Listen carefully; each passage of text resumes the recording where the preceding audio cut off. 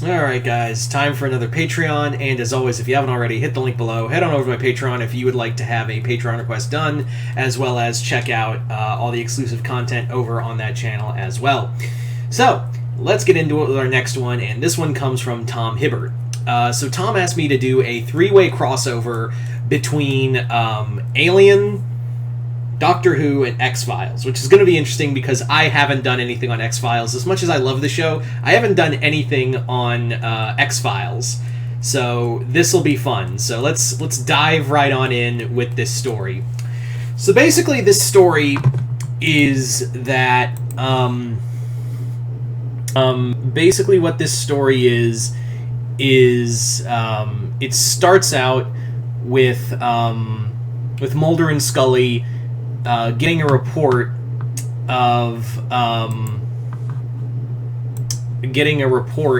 that a strain. Sorry, my brain blanked out. I've done like three videos before as of this recording, so I'm just kind of like marathoning a whole shit ton. So basically, what happens is that a meteor had fallen to a small town in Arkansas. Here's the problem. The problem is that it apparently wasn't a meteor. It was a spaceship. And something got out because apparently a farmer found it on his land, and it was a spaceship, and something crawled out and is now attached to his face, and he's in the hospital right now with what is a parasite. So Mulder and Scully go to check it out. At the same time, the Doctor is basically he's just putzing around the galaxy, and he finds himself in Arkansas, in this Arkansas hospital, and he's just like, what? So he was headed somewhere else, but he's like, what the bloody hell am I doing in Arkansas of all states, and I'm here in the early 2000s? What's going? I was going to Barcelona. What is going on? I really need to work on the time on the brakes on the TARDIS. So he was there when the farmer was brought in with the parasite on his face, and he's like, oh, now I get it. So he lets himself in with the old psychic paper, and he goes, look, I'm Dr. John Smith. I was called, and they're like, are you here with the FBI? We called them about an hour ago. He's like, yes, totally. I am completely with the FBI. Totally, that's what I am. I am the FBI agent. I don't know. I'm falling into an Australian accent. I'm sorry. I can do a better David Tennant. If that's the Doctor we're using for this story, by the way. So, the Doctor looks over the parasite and he's like, no, not you, not here. You're not. Mankind isn't supposed to see you for a couple thousand years. Oh, God, no. And he's like scanning with the sonic screwdriver, and he's like, oh, no, you're not supposed to be. Your kind is never supposed to be here. And by this point, Mulder and Scully have shown up, and they're like, when they meet, is like Agents Mulder and Scully, FBI, and they're like, oh, I guess the Doctor you sent in came in first. He got here before you did. And they're like, excuse me? So they come in and see the Doctor trying to figure out how to pry the thing off, but Scully is more like, Mulder is like, holy shit, what the fuck is that? Scully's mad at the Doctor for like, you're impersonating FBI personnel. You know that's a federal offense, right? So they're like trying to figure it out, but by this point something's coming out at like the thing has I skipped ahead, but yeah, the thing falls dead, and Mulder goes to touch it, and the Doctor's like, no, don't touch it. Do not touch it. You do not want to touch that. I will dispose. He's like, no. This is evidence. This is legit evidence for whatever is for whatever this is, and we need to keep the guy in quarantine. And the doctor's like, yes, do that. I fully agree. This is now a quarantine zone because I also need to see that crash. And Scully goes, no, the only thing you get to see is an interrogation room. Let's go, Dr. Smith. So, with the help of the town police, they get the doctor gets set up with it to be interrogated by Mulder and Scully, who are like, so you came in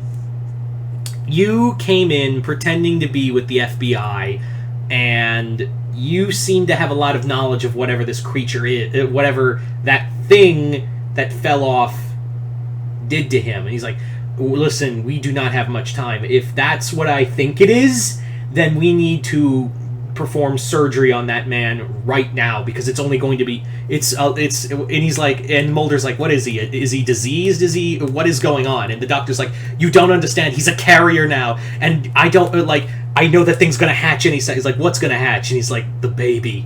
Sure enough, while this guy's in quarantine, the chest buster comes out, and it just scuttles off. It just slithers off into the vents, and he's like, oh God. And Mulder's like, what the hell was that? And to which the doctor goes, xenomorph. So yeah, the doctor does know of the xenomorphs, but he's never encountered them. Like, he's always known about them and knows to stay away from them.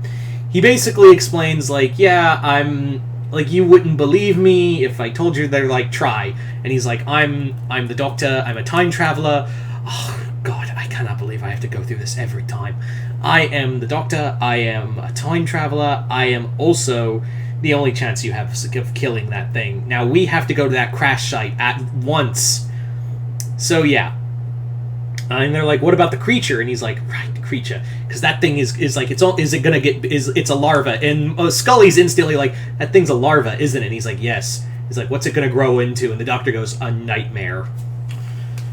So, the doctor it's now like we have to find the creature and also find the ship, because he's like, if there are more of these on here, this entire town and this planet will fall to the xenomorphs. And the doctor explains to Mulder and Scully that the xenomorphs are essentially they're not evil intentionally. Like, he basically lays out that, like, the xenomorphs are not intentionally evil. They're not like intentionally cruel. They're like the equivalent of like a big ant. They're just doing what their nature tells them to. They're not doing this intentionally, but they are a plague. They are an invasive species in every meaning of the word. If there's one, they're not spacefaring, but many people, like many races, including Earth in the far future, will try to use them as weapons. And I'm afraid whatever was on that whoever had that ship probably found some eggs and was trying to smuggle them before, something happened. So Scully and the police officers, because this is at the police station now, they stay behind to find the larva before it molts. The chest buster until it molts. Meanwhile, Mulder and the doctor go to the crash site, and Mulder's just like, I'm riding in a car with an alien. He's like, yeah, not what you were expecting, was it? And he's like, no, I was expecting you to be green and like have a probe. And he's like, right, always with the probe with you humans, God. So they get there, and it is a ship, and Mulder and the doctor basically go around, like, try to find, like, the source of what's in this ship. And sure enough, it was an alien race trying to smuggle xenomorph eggs, and while most of them were, like, expired, and he's like, oh, thank God, the queen egg didn't make it. Oh, thank God.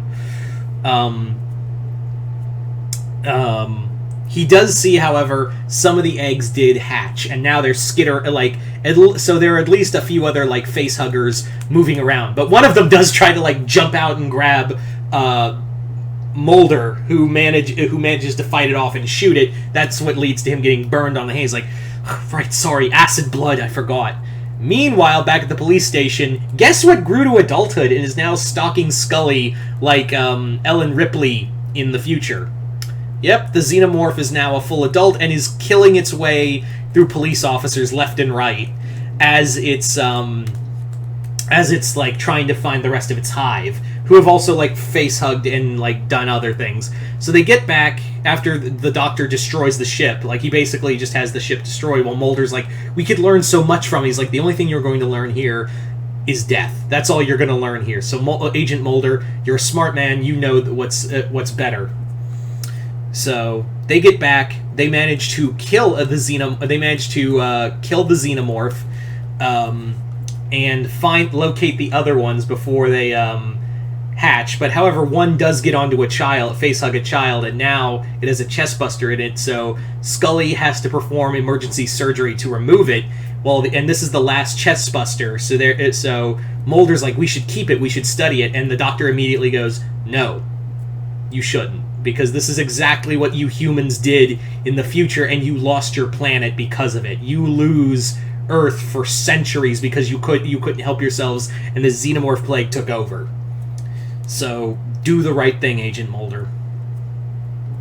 So they give